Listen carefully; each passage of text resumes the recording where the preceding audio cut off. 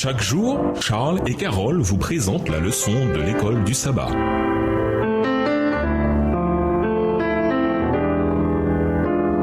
Bienvenue dans votre émission. Dieu nous parle.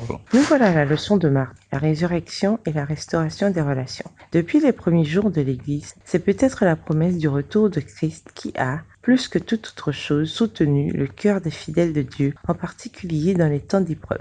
Malgré leurs effroyables luttes, malgré leurs chagrins et leurs souffrances, ils avaient l'espérance du retour de Christ avec toutes les merveilleuses promesses qui l'accompagnent. Lisons 1 Thessaloniciens 4 et versets 13 à 18. Quelle promesse ce passage comporte-t-il? Qu'est-ce que cela implique sur l'espérance de relations restaurées? 1 Thessaloniciens 4, les versets 13 à 18. Car si nous croyons que Jésus est mort et qu'il est ressuscité, croyons aussi que Dieu ramènera par Jésus et avec lui ceux qui sont morts. Voici en effet ce que nous vous déclarons d'après la parole du Seigneur. Nous les vivants, restés pour l'avènement du Seigneur, nous ne devancerons pas ceux qui sont morts. Car le Seigneur lui-même a un signal donné à la voix d'un archange et au son de la trompette de Dieu descendra du ciel et les morts en Christ ressusciteront premièrement. Ensuite, nous les vivants qui seront restés, nous serons tous ensemble enlevés avec eux sur des nuées à la rencontre du Seigneur dans les airs. Et ainsi nous serons pour toujours avec le Seigneur. Consolez-vous donc les uns les autres par ces paroles. Le retour de Christ aura un profond impact sur l'humanité tout entière. Dans l'établissement du royaume de Dieu, il y a un aspect important, le rassemblement des élus. Il enverra ses anges avec une grande trompette, et ils rassembleront des quatre vents depuis une extrémité des cieux jusqu'à l'autre ceux qu'il a choisis.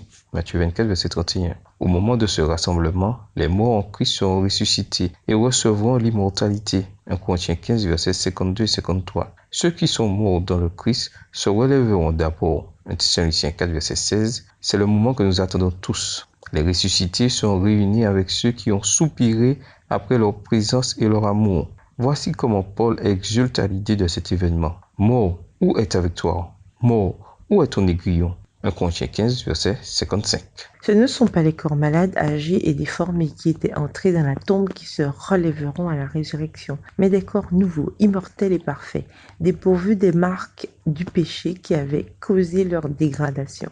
Les saints ressuscités vivent à présent la plénitude de l'œuvre de restauration du Christ et reflètent l'image parfaite de Dieu voulue à la création. Genèse 1, verset 26, 1 Corinthiens 15, versets 46 à 49. Au moment du retour de Jésus, quand les morts rachetés sont ressuscités, les justes toujours en vie seront changés et recevront également des corps nouveaux, parfaits.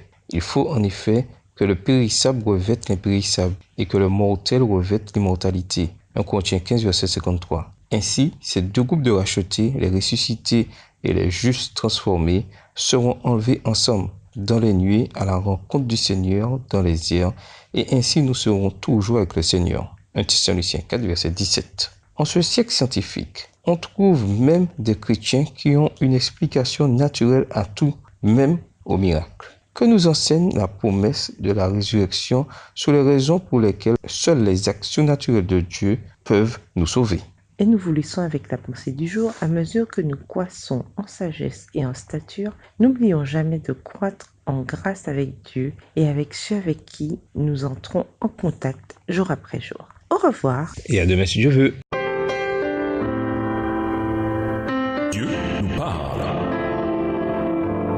Chaque jour, Charles et Carole vous présentent la leçon de l'école du sabbat.